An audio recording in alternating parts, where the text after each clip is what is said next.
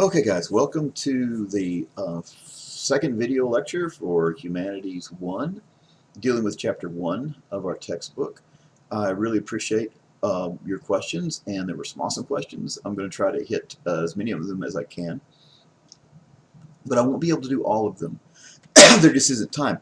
But I will say this, if you really want your question answered, and I haven't answered it, good grief, why did my throat start itching as soon as I start a video lecture?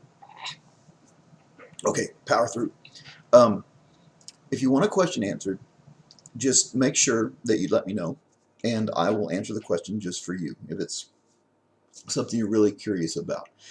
And I may just add another little addendum to the lecture as well. So one way or another, I will try to answer whatever questions you guys might have. Let's start off with just some basic things about prehistory and what we know about these people, which is very, very little. I have a problem with a great deal of scholarship when it comes to prehistoric folks. Um, it seems like there are a lot of scientists and anthropologists and people who study mythology and other kinds of issues in prehistory. Um, they really seem to come to conclusions that the evidence just does not support. And so I'm not sure why they do that, but they do. And I want to caution you that oftentimes these conclusions are simply based on next to nothing. And your textbook does have a few of these.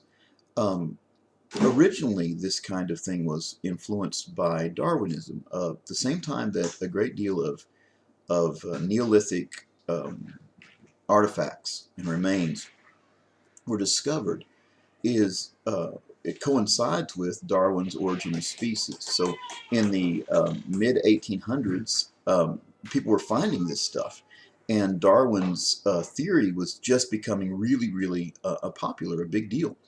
And so many scientists of that era read into what they were finding some of the tenets of Darwinism. And so there was a tremendous temptation to simply say, okay, these are primitive humans and they're not intelligent like we are. And there was this kind of idea that Darwinism kind of spawned that people are just getting better and better. The evolution is creating better and better people. In the early 1900s, you had this idea that a Superman might arise. The next level of human evolution might happen, which was some of the BS the Nazis were, kicking around with. That they were somehow superhuman, that they were destined to rule because they were the pinnacle of evolution. All that stuff is nonsense. And um, so what I like to do is just look at the evidence. Let's do this like scientists. Let's see, what do we have, and let's don't go beyond what we have. Everything else is just speculation, and that speculation could very well be wrong. And so what we have is art, and that's what's so amazing to me, that the earliest human artifacts that we have are cave paintings and musical instruments. There's also a javelin they found that's very, very old. And what's interesting about this javelin is it is weighted exactly like a modern Olympic javelin is weighted. Most people who perform the javelin in track and field don't know that this is a weapon of war, right? These were used to kill things. And, um, a guy on our track team at OU actually took one of the school's javelins and tried to go deer hunting with it, which was hilarious. Um, he didn't get it done, but he tried. But that's what people use these for, and they were weapons of war. And a javelin needs to be weighted a certain way so it will fly the maximum distance accurately. And this, 30,000-year-old, Stone Age javelin it's got the right technology in it. What we're looking at when we see art is a human mind, and it's one of the main things that differentiates us from every other kind of animal on our planet. We do art, and the other animals just don't. Um, some animals use very, very crude tools. Chimpanzees will use a stick to get ants and termites to crawl onto it, and they can dig them out of their termite mound and eat them. I've seen a horse pick up a stick and scratch itself. Right? That's a primitive use of tools. But this horse doesn't ever pick up a stick and start drawing pictures in the dirt. And if it did, we would all freak out. And so, from my perspective, just looking at the evidence that we have, what we're looking at are human minds, and that's very, very, very old. And so, my opinion is that humanity is very old. We have human beings from going back a long, long, long, long time. And we know that people today, they're still primitive, what we call primitive peoples, right? It's kind of a prejudicial term. Surviving in hunter-gatherer kinds of societies in very isolated parts of our planet, even now. There are tribal peoples that have not yet been contacted by representatives of civilization. And they're still living in much the same way that prehistoric people did, and they're unquestionably human beings. And so that's what I think the evidence shows. And so as we go through this, I'm going to kind of try to point out some of the places that I think anthropologists and students of prehistory kind of go off the rails and try to assert things that the evidence just does not support.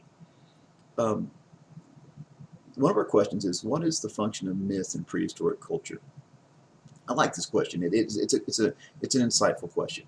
Your textbook does deal with mythology some in this chapter.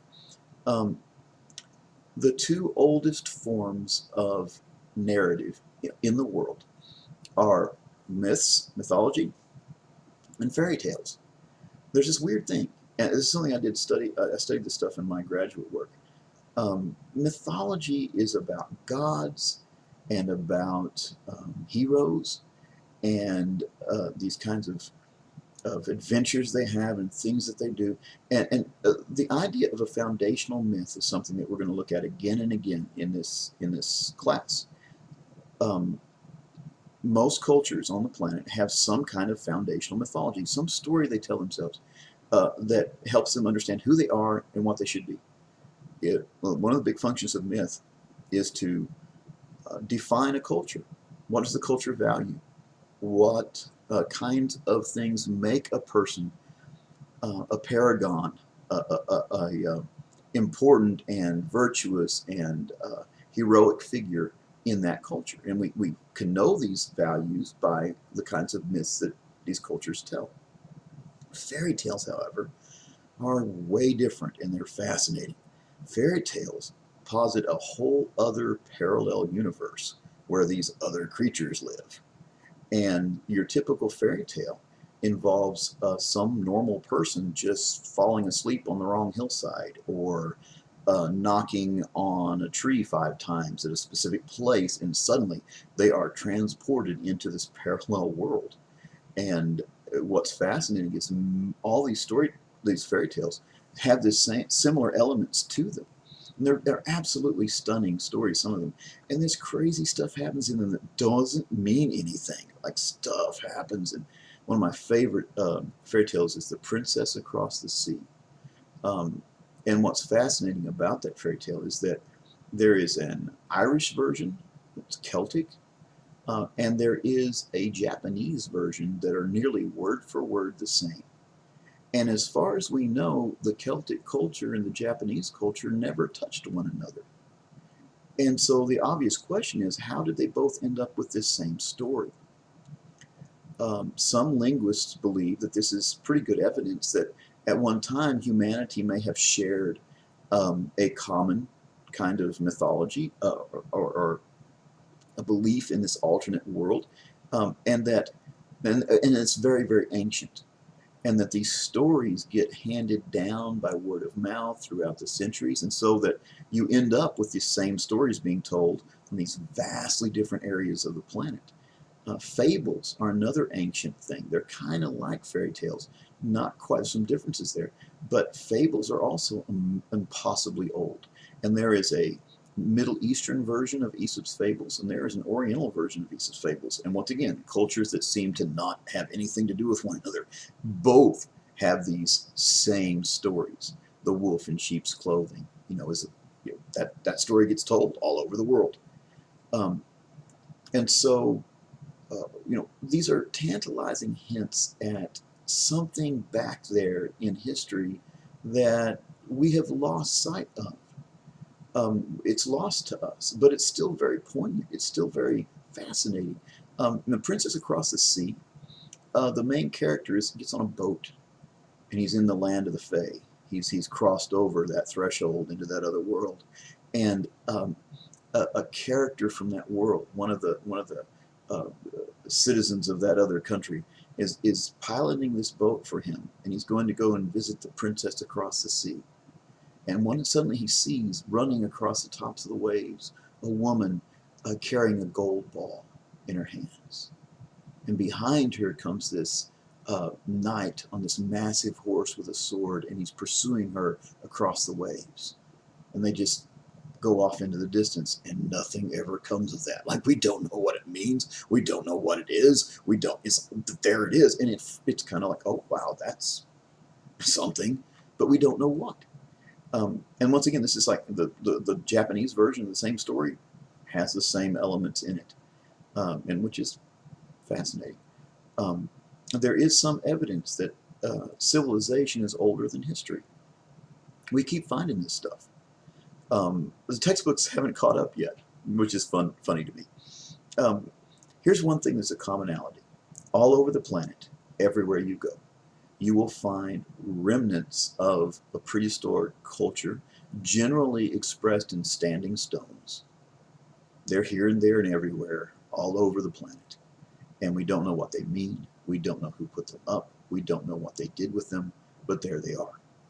Um, there are things like Göbekli Tepe, which was just recently discovered, and it's freaking people out because it doesn't line up with anything that they thought they knew about prehistory. It's at least 10,000 years old, and it's in the Middle East, in Turkey. And what happened was this shepherd was out, taking care of his flocks on this hillside, and he noticed there were all these just perfectly rectangular flat stones, just right below the surface, on the ground. You could see them here and there and everywhere. He kind of dug around a little bit and figured out what they were, and somehow the story got back to some archaeologists, and they went out there and said, let's find out what this is. So they started digging them up. And what they are these massive stone structures. I'll put up a link to that below this you can see it there if you're looking at the website to check out Göbekli Tepe. But it is amazing. These are like 30-foot tall. They have depictions, carvings of long extinct animals on them. They represent a kind of technology that just your general consensus of anthropology was that the people could not do this. And they buried them. That's the other thing.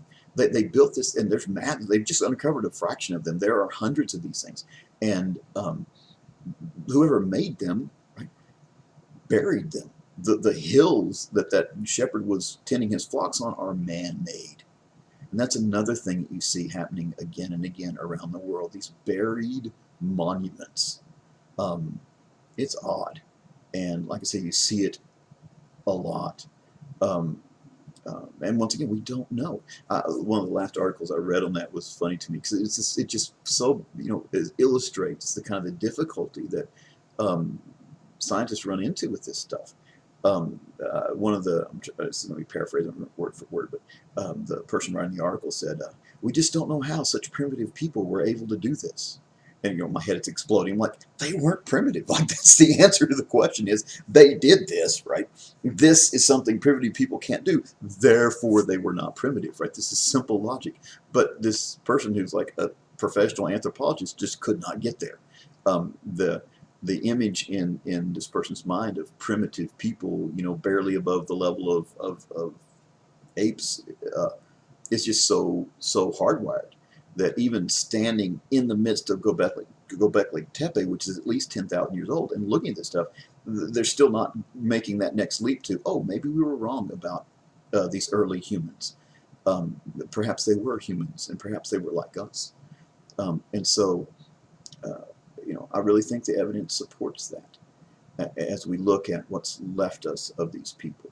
And there's all kinds of just bad interpretations out there. I remember watching a documentary on prehistoric people when I was a kid. It was on Channel 13. My hippie or intellectual parents, we watched PBS a lot. And I remember the narrator saying, they wore no clothes. It's like, how would you know that? Do you expect them to make pants out of stone, right? What we have left of these people is stone stuff because that's what doesn't, decay over tens of thousands of years. How would you possibly know what they wore or didn't wear? But once again, that fits with the narrative of primitive peoples that are not quite as cool as we are. Um, Here's something to know. If we could bring a prehistoric person, one of the people doing the cave art, we would bring them into our culture, they would be okay. It'd be quite a shock. It'd take them a while to figure things out, but they would. They could survive in our culture. We'd have to, teach them our language, and we would have to, get them acclimatized to all this technology and stuff, but they'd make it. If we, however, got in a time machine and went back to that time, we would be dead within weeks. Our purpose in the prehistoric world would be, passing through the digestive tracts of some apex predator. We do not have the skills necessary to survive out there, and those people did. And there's some stability, guys, behind the fact that these people not only survived, they thrived. Uh, that's another kind of a mythology about prehistory that is that's current. The famous, I forget who made this quote, but that prehistoric lives were short and brutish. Um, the hunter-gatherers out there that we do know about that are still around, they have very old people in their cultures, and you can imagine why. If you are, what will any doctor tell you to do to preserve your health? Exercise, eat fresh food. Well, that's what hunter-gatherers do every single day. They are out there moving around, getting fresh food, right? Their teeth don't rot. They have sturdier constitutions. They have better immune systems. There's no evidence that these people didn't live to great old age. Um, the truth is that as soon as farming happens, then life becomes short and brutish.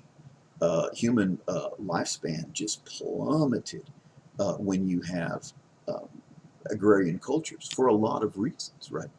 If you're in a little hunter-gatherer tribe that has 50 or 60 individuals in it, and you're constantly moving, following the herds, following the seasons, staying on the move so you can, stick with the places where fruit's growing and nuts are there to be had, who are you going to catch diseases from? Right? Who's going to make you sick? But in a community of agrarian people where we have to build permanent houses and everybody has to stay in the same place and you're herded together, and instead of moving south as the weather gets colder, you just stay there and huddle up together, guess what happens? Any disease, any virus, any kind of thing just says, yeah, this is a great place to hang out. And so I think a prehistoric person in our time would be very anxious because if you dropped him in the middle of a wilderness somewhere, or her, they could by themselves make every tool that they needed to survive. Every adult member of any prehistoric culture would be able to make by themselves, with stuff they found laying around, the most sophisticated technology necessary for their survival. We can't do that. All of the things that we have in our houses, in our lives, everything we have is dependent on an army of human beings to make. Your computer, how many people were necessary to make that machine? And if you go all the way back to the mining and the production of the raw materials to make the thing, it ends up being hundreds of thousands of human beings whose that computer passed through all of these different hands, through all of these different processes for it to come into existence. And that chain of causation is remarkably fragile. If it breaks down at any point in that process, we don't have computers. Our culture is much more fragile in that way than prehistoric culture was. One good, solar flare that wipes out all the electricity on one side of the planet would probably do us in. Whereas, that would happen in a prehistoric culture and they wouldn't know, or they wouldn't even notice that this happened. And so I think that we sell our prehistoric ancestors short. It takes a tremendous amount of intelligence and ingenuity and creativity to survive in the world the way that they did. And this idea that they were somehow too stupid, right, to have technology is just nonsense. They didn't need technology because they were hunting and gathering the things they needed from the environment around them. You don't need technology until you get people stuck in one spot, and then you got to have it. And so we see this happening. And one of our questions is, how did we get all this technology in such a short period of time? And I hope this gives you some perspective on the depth of time we're talking about here. If our oldest human-made artifact is like 60, 70,000 years old, or there's even your book talks about an archaeological discovery in 2005 that is they're thinking are 700,000 years old. People are making fire, right? They're cooking stuff. Um, so that's a vast, enormous gulf of time where nothing changes in terms of human culture. All of us pretty much live the same way that are people that are around. And suddenly, around 5,000 years ago, you get this enormous growth of agriculture, growth of cities and urban centers, and all the things that come along with that. And we'll get to that in our next chapters when we look at Egypt and Babylon. But all of these things that we think of as hallmarks of civilization become necessary once you have crops and people who have to tend those crops. Now you need permanent buildings. Now you need police, right? Military, rulers, a written language to keep track of things. Right? And so human beings begin to start to throw together these cultures that are dependent on technology. And even farming technology is rudimentary technology, but it's technology. And this production of more and more sophisticated technology just goes on, and it's accelerating constantly. It's accelerating exponentially. And so now, so you got maybe hundreds of thousands of years when human beings were kicking around on the planet and nothing changes. And then suddenly, starting about 5,000 years ago, boom, and it's changing and changing and changing and changing and changing.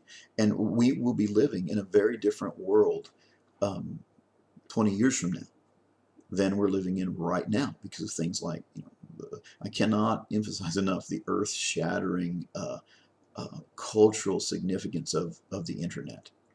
This has changed what it means to be a human being in the world. And more and more and more of these kinds of technological advancements are going to come along. And we don't know what it's going to look like as we go down the road. But this is one of the fascinating things about our own modern current time that we live in is this amazing pace of technological advancement. And not always good either. That's another kind of the Darwinistic idea in the 1850s when people could kind of see what was coming. They see the horizon of the Industrial Revolution and machinery, and people were already talking about robots. They were looking into the future. Science fiction comes into being as a thing at this time because they're thinking, oh, well, what about spaceships? And so they're talking about these things in the 1850s. When a steam engine was the most sophisticated technology they had, but they could see what was coming down the pipe. And very many people had this idea that we'd be living in this technological utopia, right? The fact that we are carrying all the knowledge of the world in our pockets on a device that we can just access on our smartphones. People of earlier centuries would have thought, wow, everyone will be awesome. It'll be great. We'll all have all this knowledge and art and culture and but we just, as human beings, and it's another going to be a theme of this class, we mess stuff up. I mean, we're dangerous folks. We're dangerous beings. We now have the ability to destroy all life on this planet. The fact that we haven't done it yet is kind of remarkable, but the fact that we can is just stunning. It's hard to get used to that idea.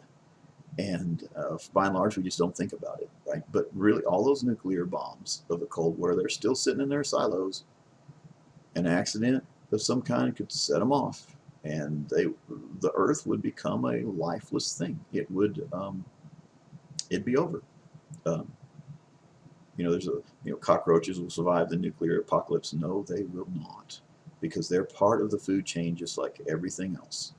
And if they're the last animal, the last creature alive, right, they got to eat something, and they won't make it. And so this is where we're at, and we see the beginnings of this with the rise of civilization. Um, Another question: what is the function of the cave paintings? We don't know, right? That's the thing. And this is speculation. They must have been religious, ceremonies, or maybe it was a kind of sympathetic magic. If I draw this animal, then I'll be able to hunt it. We don't know any of that.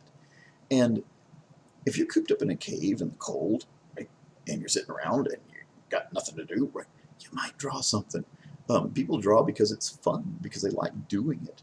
And that very well may be the simple explanation for the cave paintings. We do not know why they drew them. And I think it's irresponsible to make those kinds of speculations, because we don't know. No scientist ever gets funded, by the way, by saying we don't know. Right? So that's one of the reasons that happens. Um, Another question is, how did prehistoric people communicate with primitive language? And once again, this is a question that's kind of influenced by the leftovers, that Darwinian sort of ideology layered over our understanding of prehistoric peoples. Their language was not primitive. It was pre-literate, right? They didn't have a written language, but you don't need a written language. When the furthest away person in your world, you can say, "Hey, come over here," right? You don't need to write stuff down. And so writing arises as in the sense of, it becomes a necessity in agrarian cultures, because you got to keep track of stuff. And we have these cities that are trading with one another. They're separated by geography, and writing becomes necessary to maintain communication in that kind of culture. But in a prehistoric culture, in a Stone Age culture, you just don't have to have it. There are peoples to this day, uh, tribal folks, who have number systems that don't go beyond like 5 or 6. They can count 1, 2, 3, 4, 5, and everything after 5 is just lots of. But they don't need that. Right? It's not necessary to have higher math if you're a hunter-gatherer person. Um, and so it's not that they couldn't do these things; they didn't need to. And as soon as they needed to, right, as soon as human beings needed to keep track of stuff in this way and needed to, suddenly writing happens, just boom, almost instantaneously. And we'll look at how that came about in our next lecture, right? The evolution of writing.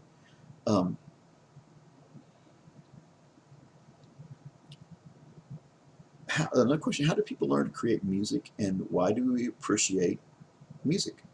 And the answer is nobody knows, but we still do it, and they did it. Like I said, one of the older human artifacts we have is a flute, and you can play the flute. There's a documentary I've put up. It's on YouTube. It's called Cave of Forgotten Dreams, and it will be on this tab. It's Werner Herzog. I love Werner Herzog. His voice is awesome. But he's exploring some of the cave paintings, and one of the anthropologists that's working with him actually has a replica of that stone flute, and he plays a tune on it. I mean, you can literally play music on that stone flute. And music, once again, it distinguishes human consciousness from every other animal's consciousness, right? Birds sing, but they don't compose songs. And if they did, right, we would know something strange has happened to this particular bird. A line has been crossed somewhere. And human beings cross that line at some point. And like I say, there's no evidence. Like there's no evidence at all that this happened gradually. Like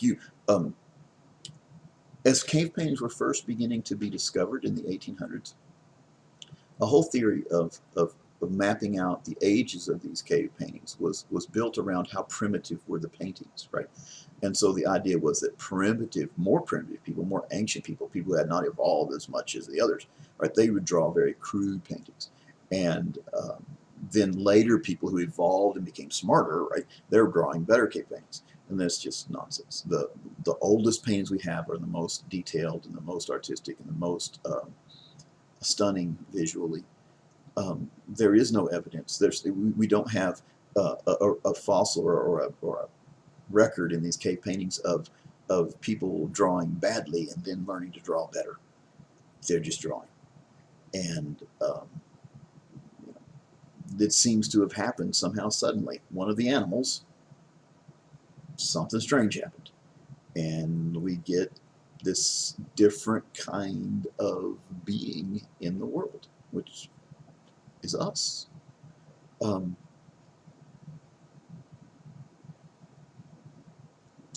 of the things I want to talk about is this idea, and this, you'll find this everywhere. This is a very current kind of idea in scholarship, is the idea that prehistoric cultures were matriarchal, meaning that the women ruled and the men did the, were this second place, I guess, subservient to the women. The only evidence we have for this is these stone, they call them stone Venuses. And there's examples, some of these in your book, of these stone carvings of a pregnant woman with very large breasts, very large belly. And you find these here and there and everywhere. They're kind of the thing of Neolithic cultures.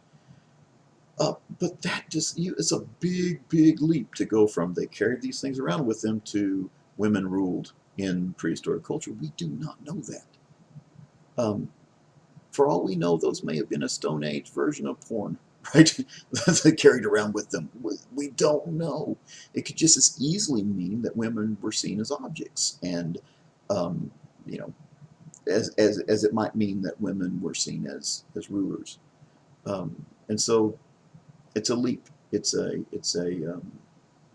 inference from the evidence that the evidence does not support. It does not point that direction. You have to squint your eyes and kind of look at it just right to say that. And yet I have seen in time after time in textbooks that I have read that asserted not as a speculative thing, but as an absolute fact. Prehistoric peoples were matriarchal. No, we don't know that. And we can't know that. And so it's one of those examples of I think, poor scholarship. And once again, science doesn't get funded by saying we don't know and can't know, right? That's not going to get you, not going to get your paper published on prehistoric people. So this question came up again and again. Several people asked this, and it's interesting. Though, what was prehistoric paint made out of? The answer is we're not sure about other kinds of things, because pigmented paint that's pigmented with natural occurring stuff, which is all these people would have available to them. So if you're going to get something and you're going to make a pigment that is blue, you're going to have to get that probably from plants of some kind, and perhaps flowers that are that color, right? You're trying to crush this stuff up and mix it up. And they mix these pigments up with fat to make them adhere to surfaces. They made paint. But those kinds of pigments would have faded long, long, long ago. The pigments that we have on the cave paintings that we see today are there because they are made from earth pigments and from charcoal. And those do not decay over time. And so we get a lot of reds and browns and darker colors because they're actually taking these pigments out of the dirt. If you look, like Oklahoma has red dirt, right? We can also find darker dirt. If you look around and dig in the dirt a whole bunch, there's all kinds of different colors of dirt. And these pigments, right, can be mixed with fat to create paint. And those kinds of paints don't wear away. And then charcoal is obviously burning stuff. So they have wood charcoal, but also bone charcoal, which makes a different kind of darker color, which once again does not fade away. And so they may have painted other things in these other pigments that are not there anymore because time has erased them. And what we have left are the ones that were done with earth pigments. Something I want you to notice, and it's stunning to me. I've never read this. This is like, I don't know, maybe I should publish a paper on this. what you see, your textbook gives one illustration of this picture of a rhinoceros. It's a rhino hunt, right? And this guy is laying there, and his throwing stick thing is there beside him. And obviously, he's been, brutalized by the rhino. Um, and the rhino is very realistically drawn, right? But the human figure is very, very abstract. It just doesn't look right. And your book kind of speculates, well, was this added at another time by another artist who wasn't as good? And it's curious to me that people haven't noticed that all of the depictions of human beings in cave art are abstract. All of them. There is not one single example of cave art of a realistically depicted human being. All the animals are realistically depicted. The humans in the scenes are not. And to me, that is a fascinating thing.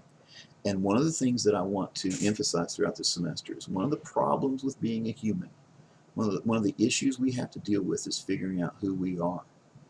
Because we don't, by and large, know. We have to tell ourselves stories and mythology. And cave, I think, my opinion is that prehistoric people could see those animals and they knew what they were, but they did not know who they were. And therefore, all these depictions of people are very, very abstract. And our self-image, even to this day, guys, we don't know what we look like. Ever seen yourself in a picture like, is that me? Doing these video lectures are kind of tough because it's like, well, does my voice really sound like that? Right? We see ourselves in the mirror every day, and yet we walk away and forget what we looked like. The whole beauty industry is based on that fact. And so I think that these prehistoric people's human minds were much the same as our own. And if I asked you to draw an animal and you had drawing skill, you'd probably be pretty good at it. But if I asked you to draw yourself without a mirror, it's interesting what we would get, right? And that's a curious fact about our human nature, is that we have a very difficult time realistically depicting ourselves. And I think that bears some wondering about, right? Why? And we'll explore that as we go through this semester. Last thing I want to cover, and I've had this question before this class. There are people who are very devout Christians who believe in a literal interpretation of Genesis. And most of the stuff that's in our chapter on prehistory really flies in the face of that, right? The idea that human beings and human culture is tens of thousands of years old, and that there's this long period, this gulf of time during which people were prehistoric, right? Well, the Genesis account does not do that, right? And if you add up all the dates in Genesis and throughout the Bible, you get an Earth that's around 6,000 years old, and this creates a kind of conflict. And it's not my intention to harm or argue with anybody's faith, but I will say this, that as early as the 3rd century after Christianity comes to be, so 300 years after the events that take place in the New Testament, there was already debate amongst Christian theologians about whether or not the events depicted in Genesis should be taken literally or figuratively. A figurative interpretation of the Bible is not a new thing invented by liberal scholars. It's a very, very old thing. It's as old as the very beginnings of Christianity.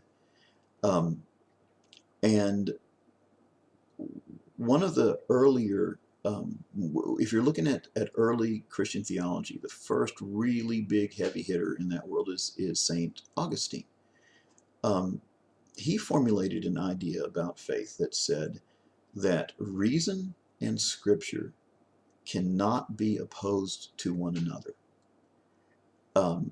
And so if you see something and you understand something with your reason that scripture contradicts, you haven't read the scripture correctly.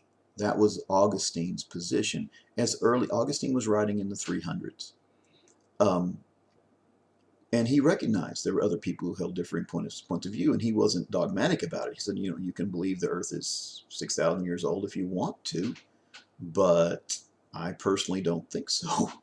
Um, and um, and so I think that if you do find this challenging to your faith, you might go back and read some Augustine, right? Look at what these people, early Christians, had to say about this subject. And it's a very old idea that reason should not be opposed to the Bible, and that instead of saying um, scientific evidence says one thing, the Bible says another, and so the scientific evidence has to be wrong. That's not a necessary position in terms of faith, I don't think. Um, and um, it requires a little bit of a different kind of reading of the Bible. Um, to me, what's important about Genesis, the story in Genesis, is the nature of human beings. Genesis tells us a very important kind of truth, I think, in my opinion. I am a person of faith. I just am. But I'm not going to indoctrinate anybody here, right? This is my understanding of it. I'm much more interested in whether or not you believe, or a person believes, that human beings have something critically wrong with them, that we tend to do bad things. Genesis puts that right there at the very beginning of the story of humanity, that we are broken in some way. And I think you can see evidence of that everywhere. And that, to me, is what's most critical about Genesis. Whether or not a day in Genesis means one 24-hour day or not. Um, One of the things Augustine said about that account that leaves it open to a different kind of interpretation is that the first day and night in the Genesis account happened before the sun is created. And so if a day is one revolution, right, of the Earth, the sun going around, setting and coming back up again, um, how do you define the length of a day when there is no sun? And so Augustine believed that a person was free to say that could be any length of time, because to God all times are present. He dwells in all eternity. And so a day in that instance, or in that regard, could mean anything. Um, So anyway, that's just, I hope that helps a little bit. Like I said, I don't want to cause people any kind of anxiety. And you're free to disagree with me, obviously. But that's my kind of thoughts on the subject. I'd be willing to engage with you guys on those subjects at length if we want to, keep asking those kinds of questions. I'm just fine with that. Um, Let me see. Okay, so pay attention to the course announcements. I'm still throwing stuff together. It's looking pretty good to me right now. Um, and we will move forward. Now, for this first reading assignment, it wasn't very long, one chapter, right? And then we're going to just put the pedal to the metal, right? We've got to cover some ground. Big book, a lot of stuff, short semester. And so you guys are going to have to really dig in and do the reading. And I encourage you to continue to do so. I hope you like the random cool stuff I'm putting up in that tab. There's no intention there, guys. It's just random cool stuff. It's stuff that I'm, this is cool. I'll throw that out there for them. And if you do have questions about the random cool stuff, feel free to ask those as well. One of the reasons I do that is because this class is dealing with ancient culture and ancient art and ancient um, aspects of the human mind, but we're still human and we're still doing this stuff. And so I'm putting up music, I'm putting up art, I'm putting up literature from our own time. Um, and we're still in this process. We're still making art. We're making literature. We're using language, and we're using symbol systems in important ways. And we are not in any way, in that sense, different from the early civilizations that came before us. We're doing much the same things, just with different technology. And there's a lot more of us around. And we'll get to that in the next one. It says how few people there were on the planet when all this stuff was happening is fascinating as well. But we'll get to that later. I hope I haven't forgotten anything. If I do, I will throw something else up there in course announcements. But let's soldier on and keep rolling. I'm really excited about this semester and teaching you guys. So let's all stay engaged and keep communicating and learning stuff. Right? All right, we're done. I will throw another one of these up on over the weekend. Yeah, and remember, your next questions are due by Friday, so we got to get on it. And that will give me some time to get these things up. I know this is coming up late, but it's been one of those days, right? I've been working since I got up this morning. It's 10 o'clock now. This is literally the earliest I could get to this stuff, but we'll all try to, this is a work intensive for all of us. So anyway, I will see you guys again, same place next week.